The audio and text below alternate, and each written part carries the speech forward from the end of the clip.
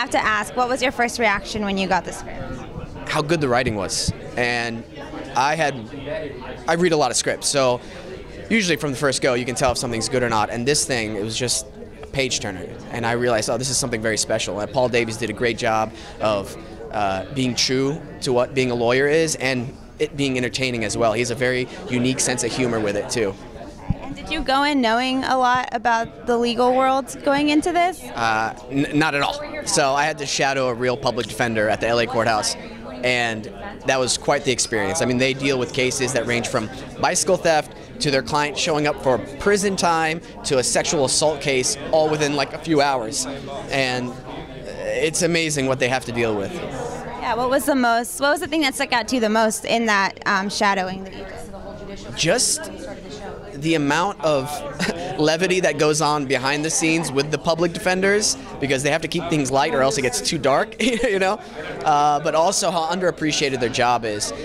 There was this lady who stole a car, and he got her off like with no prison time, but she had to do like 200 hours of community service or something like that. And she was like, that's a lot of hours. And he's like, hey, I'm a lawyer, not a magician, okay? So, yeah.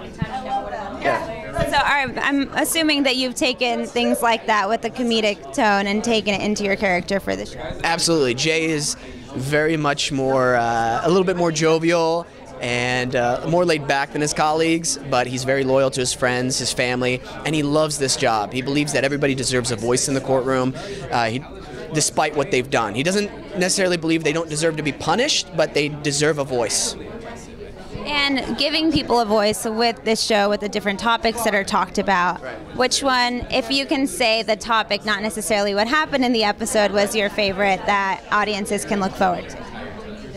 People, it's hard to pinpoint on one thing, but I will guarantee this.